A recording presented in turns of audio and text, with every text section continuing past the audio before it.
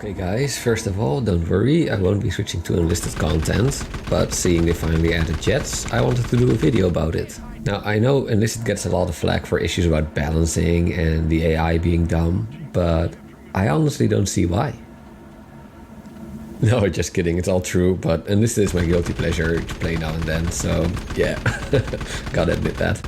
And yes, I'm using mouse aim because my joystick isn't recognized. I can use it instead of the gamepad, but not side by side, and playing infantry with a joystick isn't really a recommendation, so I hope they fix that and allow multiple control inputs like War Thunder.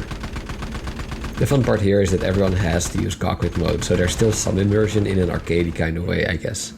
Anyways, let's look at the jets for each nation. So Germany, they get the Jabo as a tech-free vehicle with one 500 kilogram bomb and four 30mm cannons. And they get a premium Narwhal, which is the Me-262 with a 50mm cannon. The Western Allies, they get a Meteor as a tech-free vehicle. It has two separately dropped 1,000-pound bombs. I haven't unlocked it yet, but it should be pretty good. And the American F-80 Premium, it has the same, but instead of cannons, it has the 50 caliber machine guns. The M2s, not the M3s. Those are post-war. Now the Russians don't get a premium, but they do get the Su-9 as a tech-free vehicle. I think this is post-war, but I think maybe it tests flew in the war or something, I'm not too sure. But they get it with one 500 kilogram bomb. And then Japan also no premium, but they get the Kika. Also one 500 kilogram bomb. And only two cannons, actually. Now let's talk about how to use them here, and then I'll discuss what jets you can expect to come further in Enlisted. So, jet on jet, you can usually just turn with each other and get a kill quite easily. The lead indicators make it very easy to compensate for the high speeds. Jet on prop, leverage your climb performance. They'll outturn you, but you disengage easily and then re-engage when they've disengaged, since people tend to just straight go for ground pounding or something, thinking you've turned away and now their problem is out of sight, out of mind. That's just Enlisted. Normally Enlisted players are so passive, you can just kind of take a minute to drop your bombs and then re-engage like you see here. In general, air is super easy. Here, a BR1 prop in a BR5 match, and I easily take down a BR3 P51. I would never be able to do that in War Thunder that easily. Also, getting match results like this is far from the exception if you know how to play aircraft. It's quite common to get pretty much best in your team or best in the server here. And they also like kill stealing a lot more here in Enlisted. Here I shot this bomber, and do some other stuff, circle back to finish him off, and sure enough, after I got it burning, a teammate goes heavy into him. Even loses his own life. Hope he's glad for that well-deserved kill. Just kind of seems that people here don't really care about who set the aircraft on fire first.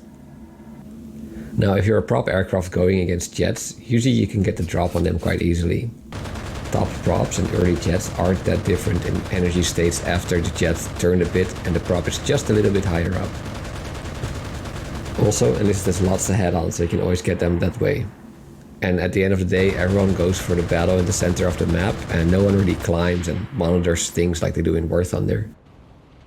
For Germany, I only have the Me-262 Narwhal, and I haven't really been able to do well with it. The 50mm shells, I was hoping they'd be good against infantry, but render distances make this kinda hard. Same for tanks. If you land hits, you can get top tier tanks with it, but so far I haven't had much success.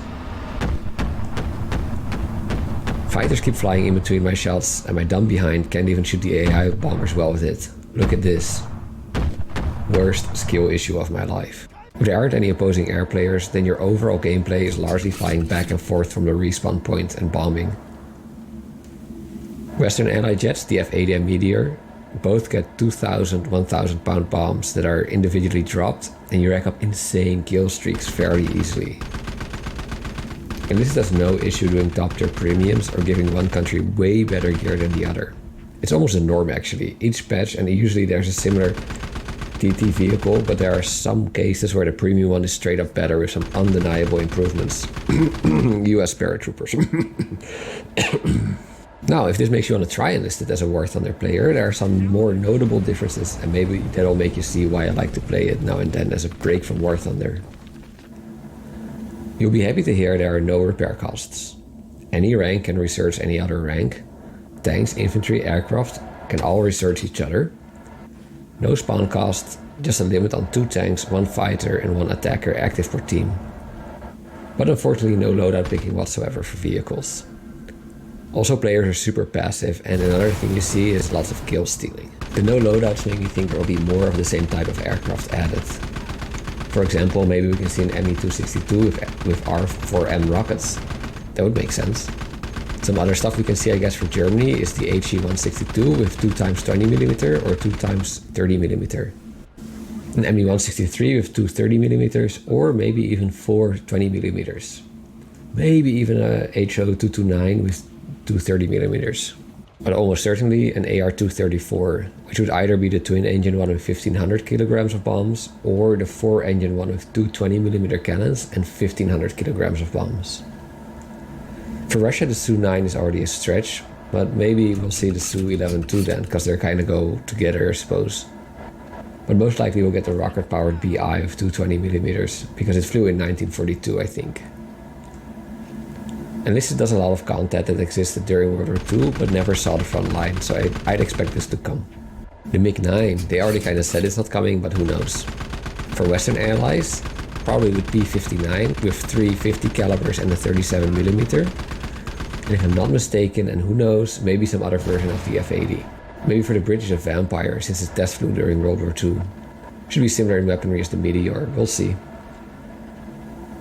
Japan can still get a Ki-200 rocket plane with 2 30mm. Other than that, I don't really see anything except maybe the Oka. That'd be wild. That's the kamikaze rocket plane that was actually deployed in fairly decent numbers during World War II. Overall, I really hope they keep it to World War II with this, because that's actually what draws me into it. I really like that I can fly World War II jets in World War II. Finally, since War Thunder still doesn't have a break between World War II and post-World War II, which they should have in my opinion. Also, I play the events where you can get event squads, and for me as an air player, the speed of unlocking an event is largely dependent on how quickly I can fly to and from the respawn point. So having a jet or several jets will obviously accelerate that. Now, typically when they drop these OP premiums in Enlisted, they do an event shortly after with 2 similar event vehicles, so people can get something for free as well that's similar to the sort of pay-to-win criticism they get. So I'm really hoping for any of the Me-163, BI or Ki-200 rocket planes without any bombs. Those should be very fun to fly. People would probably complain they are kind of useless, but I love playing them in a World War II setting and not against MiG-15s. But realistically, I'd expect an event with 2 jets that have some air-to-ground ordnance as well. So we'll see what they come up with. Should be soon, I hope. Anyways, that was just a vid I wanted to do about my guilty pleasure Enlisted. After this, I'm back to War Thunder content, don't worry. What do you guys think about jets in Enlisted? Does it make you want to play it? Or maybe are you already playing it? Let me know. Well, that's it guys, hope you enjoyed. Thanks for watching, catch you in the next one.